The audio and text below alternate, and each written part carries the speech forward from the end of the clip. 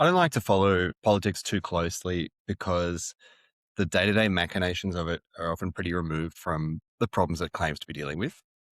The sort of movement of who says what, the statements that they make in parliament, the policies that they put in, even the election results are often pretty disconnected from the most important things that are driving the real world outcomes for the things that you care about and the things that affect you. So I try not to get sucked into following it too closely because it is tempting if you're interested in ideas, interested in society, which I am. And as such, I don't really talk about it much in the podcast.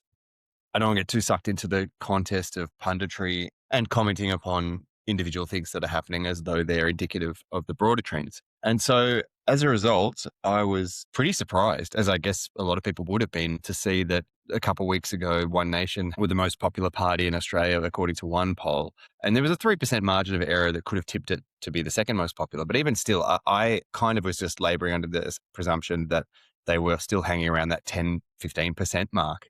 So to see them up at 30 was a real surprise. And then that was validated again this week where Pauline Hanson was polled as the preferred prime minister for Australia.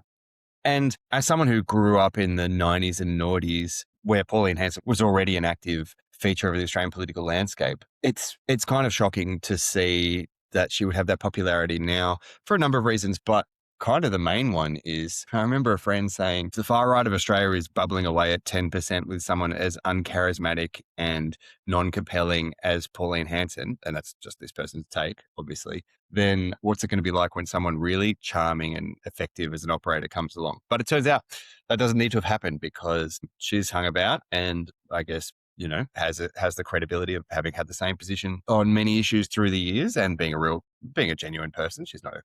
Even though she is a career politician in one sense, she doesn't feel like she's in the politics careerism that you see in the major parties where people routinely join because they know that they're going to get to wield political power. So the prospect that they're the most desirable political party and that she's the most desirable prime minister for Australians at the moment is for sure worth looking at. So I'm going to dig at it a bit. And yes, one of the reasons I don't like to talk about it is because I really want to avoid doubling up or giving you opinions and perspectives that aren't useful or could easily find elsewhere. But I do think I have a distinct perspective to offer to this topic precisely because I don't really follow it that closely, but am instead interested in the sort of meta trends of what's happening in societies and what it is perhaps that drives these shifts that is on a longer time scale and maybe a bit more invisible, but can come to the crunch at individual moments. So let's get stuck in and exploring what is behind Pauline Hanson and One Nation's rise to the top, in a sense. Before we crack in, though, thanks so much to all my Patreon patrons. I want to thank Kopolch Marton for getting on board, joining, supporting the podcast. Really appreciate you and everyone else who backs the show. If you want to get on board, patreon.com/Endry, ENDREY, here to give you all my opinions.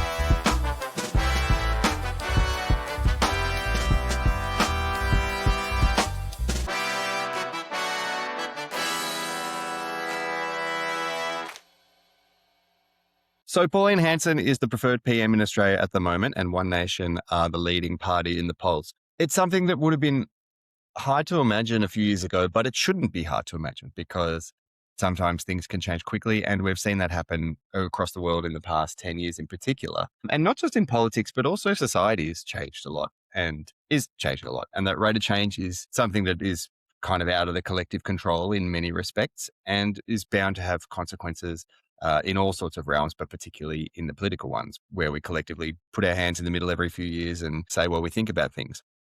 And it's so funny to feel caught off guard by this when I do kind of pride myself on being someone who enjoys reading histories and seeing the points at which societies completely change and how blindsided everybody repeatedly is by that happening, despite it being something that cyclically happens kind of everywhere all the time. And so the idea that One Nation would go from 10, 12, 15% to 30%, it's the type of thing that seems shocking because that has the material impact of them going from a fringe party to governing contender. And, you might, if you're an Australian, you'd be just as shocked to hear that the Greens were the most supported party in the country and that Larissa Waters was the preferred prime minister. These two parties were kind of hovering at the same percentage for the last couple of decades. But when things do change, they do often have that exponential curve. So the idea of doubling from 7 to 15 and then to 30, of course, it's going to feel sudden, but it's never impossible. And I guess it's worth looking at what the underlying causes of that are. I'd be really curious to know, actually, if you're a One Nation voter or prospective voter and you listen to the show, please do jump in on the comments either on Instagram or on YouTube or Spotify and let me know what is the main issue that's driving you in supporting them or in switching to them. Because I have my suspicions, but I'm outside of the realm and also am not normally surrounded by the people who do vote for or would vote for One Nation. So I'm missing the anecdotal data, which is always fun to add to the pile of information. But I guess the main reason why, if I had more pride, I would be saying that I was embarrassed to be surprised is because it shouldn't really be a surprise. There has been a rate of change in Australian and just generally human society across the last 15 years that is hard to contend with. And it's not just in the political realms and often has nothing to do with conscious ideas of how we structure our society, but just small cascading kind of hail damage to the sandstone of our world, various technologies, world events, human culture, ideas, exposure, and the accompanying economic, demographic, and social trends that kind of make any given year almost alien to the preceding one at the moment. And certainly if you go outside and into people's homes and look at how people are living their lives today compared to the 90s, I mean, it seems like an entirely foreign country. And we are all changed as a result. So it's not surprising that that would be borne out in the politics. Normally, historically in Australia, how that has been played out, and not just in Australia, but also in the UK and the US and other places that particularly have two-party political systems, that's borne out by the political systems constantly adapting to whatever's in the Overton window in a way that, if you follow it closely, it's kind of very cynical to watch, because you'll see someone like Julia Gillard, who, if she was to become Prime Minister today, she would have a completely set of policies and ideas to the ones that she did at the time, which are, of course, adopted by certain personality types that pursue power as they straddle the expedience of what people will tolerate to become the most successful they can in that field. And just to pick an example, just because I said Julia Gillard, she wouldn't bring a marriage equality to the parliament. And the idea that someone of her stripe of politics and personal appetite for social reform would go into parliament now opposing marriage equality is kind of unimaginable. That was less than 15 years ago. So it gives you an idea of how quickly things move. So there's something worth looking at in the failure of the major parties to capture the imagination of people by updating, I guess, adequately to the shifting sentiment of how people feel against their realities. But I think it's probably much bigger than just a failure of the political classes themselves. It's probably more a failure of the political systems and their capacity, even through those adjustments, to cope with a certain type or certain rate of change. That is something that I would predict the individual units within those systems, that the people that become politicians and the prime ministers, etc., there's probably very little that they can do about that. And I think that that's what we'll see bear out in Australia in the coming years. Because the other reason that it's embarrassing not to have picked up on this is because it has happened. It's not an Australian phenomenon. I think Australia has been nicely inoculated against the harsh shifts that we've seen occurring in the politics of other countries, largely due to a kind of economic stability, because we're underpinned by a huge source of wealth with mining, and the relative stability of the Westminster system that doesn't give so much swinging power to individuals and has a different capacities to sort of absorb shocks and a limited capacity to move and respond to issues. But that's the other side of the same sword. And I guess I sort of intellectually complacently thought, well, the politics will stay in this way, will stay kind of skirting at the top of the surface, giving the appearance of stability until the major issues themselves force a crack. But it looks like, to have a non-establishment politician and political party being the leading poll recipients, it looks like that's not the case. And people are expressing their dissatisfaction with the political system as the way it is, or society as the way it is, directly by backing candidates they potentially wouldn't have even conceived of in the past. And it's hard in thinking about this not to go back to my episode on status anxiety and elite overproduction. If you haven't listened to it, I really recommend going back to it, which has an examination of Peter Turchin's ideas and other people's ideas of how long-term cyclical instability can occur when people are unable to find a place for themselves in society. And if I just think about the people that I know, and I'm not so insulated. I'm a pretty abnormally widely social person and very open-minded. So I love meeting people from all walks. And something that is striking to me about people now, particularly people 40 and under, is that the rate of a kind of social displacement is much higher than it seemingly was for the generations in the past. And by social displacement, I mean the anchors that people would pin their lives to comfortably and without too much stress in the past almost don't even exist as options for people now. So the idea that you would get a house, be physically settled in the one community, and then build all that would come over time, that's something that is available to people at a rate much, much lower than it was in the past.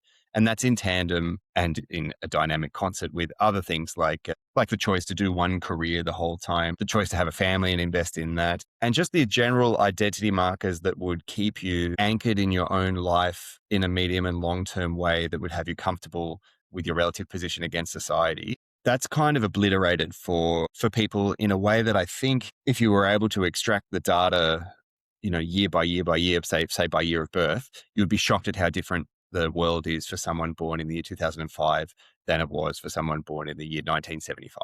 And that would be a gradation as well. And I think people experience that in a real sense where they think that the boomers are all selfish and kept all of society to themselves, or that young people are all displaced and don't want to commit to anything. And I think there's all the tedious social narratives that fall out of all of that, all of which both have basis in truth and are not useful to look at in isolation. But I think the much bigger story that there's a kind of rotten planks or decay in society as we present it to ourselves and present it to each other, is something that is, I think, only going to continue to have consequences because the underlying causes of those things are not easily dealt with, or they would have been dealt with by now. And actually, just a quick personal note, these are the reasons that I left Australia initially, because I didn't have the sense that the big issues that I felt were grinding away under my feet were able to be dealt with in a time scale that would impact me and the things that I wanted to do in life. But also I should say that it does seem very much like these issues are universal human cultural experiences now more and more. I've kind of alluded to what I think some of the core drivers of that are, the huge rate of technological change and how that kind of kicks the wheels out of society and how our normative ways of operating were in terms of planning for the future and making decisions for yourself and collectively. But also there are economic cycles that come home to roost. And I suspect even just by my assessment, total madness of how we seek to quantify the world and to navigate it with our flawed map is the type of thing that will only continue to pay poor dividends in terms of structural instability. So to speak a bit further to that, I think I kind of covered off the status anxiety element, but the elite overproduction, that's another concept that goes hand in glove, which is that each year there are more and more people who are unable to find their place in society, and rather than adopt conventional roles that amount to their labors and efforts and lives furthering on the societal project as it stands, they feel disenfranchised and eventually increasingly want to flip the table. And I think that supporting One Nation and Pauline Hanson is absolutely a flip the table phenomenon, because Pauline Hanson and her ideas have been in the public arena, as I said, for decades, and they didn't have the kind of appeal to attract lead party status until now. So I don't think that there's so much that's happened in terms of Pauline Hanson has radically changed what she's doing to be more appealing to people, rather than we're meeting her at what used to be the fringe and dragging that to the middle because we're dissatisfied with the status quo. And fair enough. Who thinks that the status quo of Australian political processes is good? I mean, I'm very critical of how we present our societies in the West as democracies when they are measurably anything but. And I think that this stuff is dissatisfaction and awareness of that kind of coming home to roost. I mean, I did some reading before doing this to take a look at what people in the political realms were saying about what's occurring. And, I could find examples of the Labor Party talking about, well, people feel disenfranchised because the Liberal Party didn't do anything about housing, despite, of course, Labor holding a fair percentage of time as the government of Australia in the past few decades. And similarly, the Liberal Party talking about how the Labor Party has released its latest budget, which is so dissatisfying that, of course, people are swinging over to One Nation. And, just these, I mean, it's when you're holding a hammer, everything looks like a nail to these morons, which is why I don't normally read them. But also, it's very hard to see that this is the analysis of the people who are in charge of the major parties, and to think, oh, look, there's some reasonable reflection there, and they understand the causes of the economic dissatisfaction or societal dissatisfaction or technological or cultural dissatisfaction, and they have the capacity to deal with it. No, you're looking at a political class that I think people have had the sense is disengaged almost by design from what people want for a long while now. And if I'm sufficiently activated around whatever particular problem it is that I perceive to do something about it, well, I'm definitely not going to be satisfied joining my local ALP branch and assuming that that's going to be the road to, say, for example, changing our defense spending or rejigging our relationship to the environment or ensuring that my kids are going to be able to afford a house or get a good education or find a job that's meaningful, et cetera, whatever it is that it may be for you. And, I picked ALP then, but you could say exactly the same thing for your local Liberal branch. And it does seem like they're copying it even harder with some record low polling as One Nation cannibalized their support. But I suspect that that's more because the movement is about opposition to what's occurring in society, which would mean that it would be slower to erode those who are benefiting from or supportive already of the government. And of course, it's a further bridge to jump for people to go from the left to what was or is the far right than it is for people on the right already. And again, this shouldn't be surprising to see this flip the table energy because the crises faced, whilst they're not historically comparable to, say, the 1920s influenza or World War One or Vietnam conscription, or, it's not about the degree of comparable scale historically to things that people haven't experienced. It's to do with day-to-day life. And they're non-trivial because all those things I said, if you're not able to get a house, if you can't find a real job, if you're spending 90 minutes in traffic a day or whatever, like your frustration meter is probably building. And then it is a very short walk indeed to then switch onto politics and say, what are the pollies doing about this? They're saying something, but nothing's improving. We got to mix it up. Yeah. And that's something that's visible across the world. I mean, if you look at the UK with Keir Starmer, France with Emmanuel Macron, and Germany with Friedrich Merz, they all have astonishingly low approval rates. It's like 20%. It's hard to believe that there are that many leaders making big decisions at the moment that are so unsupported. And it very easily could be the case that in the next elections in each of those countries, all of them flip to an equivalent of One Nation, of what was considered to be a far-right fringe extreme movement in the past, moving right into the middle and taking control of those political processes. And the same is true of America. I mean, we think of Donald Trump as a Republican now, but it was almost laughable to watch his candidacy when he was signing up for the Republican Party because he was so different to the other Republicans and such an outsider, the political movement that he rode in on.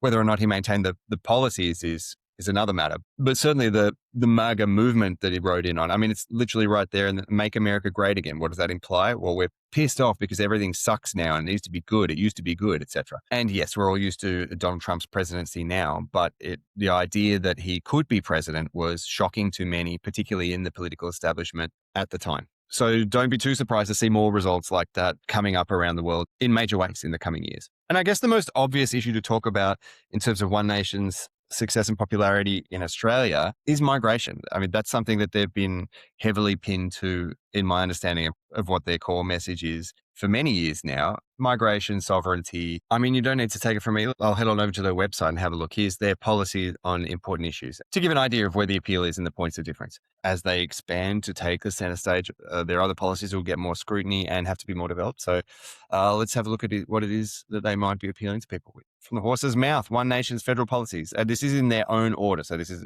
how they present it to you. Family tax policy. That's the first thing that they've listed. Interesting. So the policy there is to tax families as a unit rather than individuals. So that rather than two individuals paying the higher amount of income tax that you do have in Australia, you can split it out and then have more money for other family things if you're a family. So I can see how that would be appealing because there's a general sense that those who don't live as unitary individuals, which is most people, regardless of whether or not you do create a nuclear family for yourselves. But in this instance, they're focusing on that as a way to, I guess, acknowledge and make life easier for that, for having a family. / government waste. Well, I mean, that's a pretty classic one. You can kind of point to anything that the government does at any point in time and say that it's an excess. Of course, the question is compared to what, but I'm moving quickly here. Free speech policy. Yeah, that's a real one. People do feel dissatisfied. There's kind of a cultural backlash, I think, against the policing of speech that came across the huge awareness of how much certain people were suffering with certain types of discourses that came with the internet and connectivity and things like that. But that's also swung around to sweep people generally. I mean, I'm generally a big free speech guy in that I like people to be able to say whatever they want and experience the consequences of that in the public domain. And so seeing things like the banning of the expression from the river to the sea, I find that really alarming and obviously ridiculous. So I think it doesn't pass the common sense test and people are pissed off, etc. Water. Yeah, we're a dry continent and there are egregious uses of certain corporations having license to water that other people don't have. So that makes sense. That would be annoying. Australian jobs and infrastructure. I think both of those things go to the general sense that the opportunities to sell your labor are radically reduced, and so the dignity that you get from work is not as great as it used to be, or materially not as beneficial. And infrastructure. I mean, who has ever thought that there's been an adequate amount of infrastructure in Australia? That's not suggesting they'll usefully change it, but certainly I think you could find all of the major parties in Australia advocating for certain infrastructural improvements. As always, it's a complex problem, so always nice to have an easy solution. That's the job of politicians.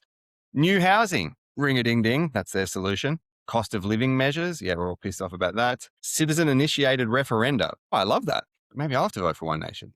Just kidding. One Nation will push for the introduction of citizens-initiated referenda, enabling Australian citizens to put forward legislation or a referendum question without waiting for politicians to listen and act. Well, I don't know what their thresholds would be for that, but they do have that in a lot of European countries, even the European Union itself. But I know in Switzerland, that's something that they have, I think 100,000 signatures. You can get an act read out and voted in Parliament. And I think that's a great idea, but it just generally goes to the sense that people don't feel connected via their representatives. Because in the past, maybe you could say, hey, everyone in our electorate is really pissed off about the idea of there being AI data centers. Can you stop that from happening? But who realistically expects that their representative would usefully put that forward, or if they did, that they would be able to have a voice within their party when there are other interests? I think probably nobody, and probably rightfully so. So that would be driving that. Climate, what do they say about the climate? Oh, that's great. Because they obviously want to pull out from the UN Paris Agreement, but it says here, the history of science is that it's the evidence that counts. That's great. This is a long statement, kind of defensively attacking the idea that there are problems with weather or temperature. Yeah, I guess that goes with the gut feel of people who don't want to have to pay for blah, blah, blah. But actually, sorry, they've got a policy for everything. So I won't read through all of these, but you get the general flavor. I mean, stop the rorts is a picture of Centrelink, obvious. Firearms ownership, lovely. COVID-19 policy, fisheries, forestry, and then another one, net zero is destroying Australia. The real impacts of net zero, embracing Australian coal. I mean, like, yeah, it's like not surprising. I mean, I find most of that tedious and stupid, but I'm not so convinced that I have entirely different reactions if I went through all the policies of the ALP or the LNP. I think what's more worth noting in that is there's a general vibe of dissatisfaction behind them, and tapping into that. I mean, it's so funny to me that net zero is destroying Australia, particularly given it would be harder to find a nation that per capita was generating more carbon into the atmosphere than Australia, and its massive export of gas, coal, and other resources. But this is the one that I have a sense is one of the main ones because it taps into all the other issues, or at least it's something that you can point at when responding to problems, and it's immigration. So immigration reform for a stronger Australia. Australia's immigration system is broken. Our population has surged past 27 million, overwhelming housing, infrastructure, and essential services. Wages are stagnating, home ownership is slipping out of reach, Australians are being forced to compete with cheap foreign labour. So then their policy is to cut immigration by over 500,000 people from current labour levels, deport 75,000 illegal immigrants, stop skilled visa rorting, who likes rorting, end student visa loopholes, who likes loopholes, deport any visa holder who breaks the law, etc., etc., etc. Withdraw from the UN Refugee Convention. Interesting. Look, as I said, every complex problem has a simple answer and it's always wrong. And you can find all political groups doing this. I mean, you're kind of mad not to. It's such an easy win. And not just an easy win. I also suspect that these people believe this stuff 100%. Obviously, all of those problems are complex problems like home ownership, infrastructure, essential services, stagnant wages. And there is no doubt that migration levels play a part in them. Do they play the definitive part in even one of those? I would say no. But politics, particularly at this level, is not the art of having complex and subtle conversations about these things. And if there's a general sense that everything's bad, well, then it's not surprising, and it is absolutely the norm that people are tempted to find the cause. And for those who jump onto this conclusion, well, who's going to do something about it? These guys. And immigration is a really interesting one. I might end up doing a full episode on it because it's the one policy area that is kind of consistently against whatever the popular sentiment has been in Australia for decades. I guess that's because the nuanced and more complex policy understanding of how to do it is occurring away from the frontier of retail politics as much as possible for the major parties and how they do it. For various reasons, chiefly which I would say involve economic management, but that will change in how that conversation happens. I mean, it already has. I've mentioned in other episodes how the centre-right Swedish government today, you might be surprised to hear if you didn't listen to the previous episode, they are paying out something like 75,000 Australian dollars to refugees that have sought asylum in Sweden to go home. And if that's something that's happening in a society like Sweden, you can reasonably see that it would happen in other Western societies around the world. And even just that that's part of the discourse. I mean, Friedrich Merz, the head of Germany, is only 2 chancellors on or something from Angela Merkel, who uh, enthusiastically took in, I think, a couple million immigrants, which is a new thing for Germany in that way at that time.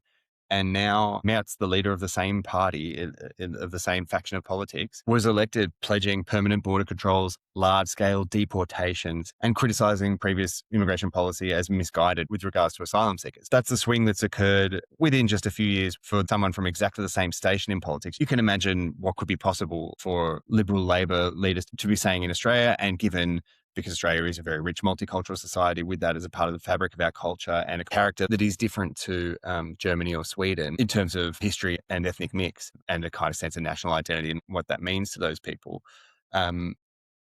If people strongly have that sentiment in Australia and it's not being said by the major politicians, well, guess what?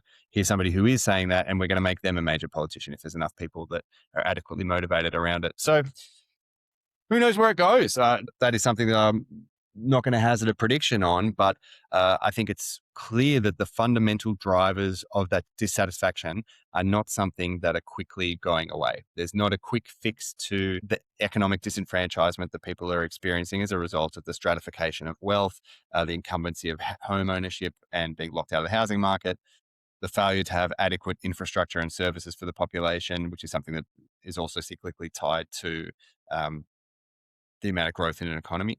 And then the various sort of black swan X factor, but still completely predictable hammers to the foundations of society that come from iPhones, social media, connectivity to ideas and stratification of society away from your immediate community and those sorts of things that will continue to bear out consequences in ways that you can't predict exactly what they'll be, other than I would boldly predict that they will continue to be significant and that we haven't seen the end of disruption and surprise. But, this is just the assessment of one man, and I would love to know what you think. On this, more than any other issue, please, I invite you to comment and to let me know. Even just write to me and say you're completely wrong about this, or I really strongly think this, or I was really surprised to hear this, whatever it is. I'd love to get a discourse going because I'm not living in Australia and I don't have the tactile, haptic sense of what's driving this. Maybe there's something really big that I've missed. But for my own sense of what I think about Australian democracy is that the problems that we collectively face are not able to be dealt with by the political system.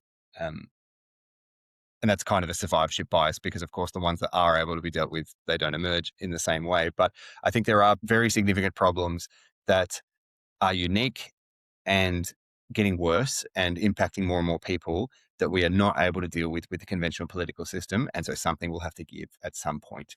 The time frame for that, the nature of that, can't predict, but I still think it's kind of certain that there will be further radical shifts that would make the world continue to look nothing like it did in the past, which is not new, but the difference between living in London in 1200 and 1300 was a lot less different than the difference between living in Melbourne is in 2025 than it was in 2015.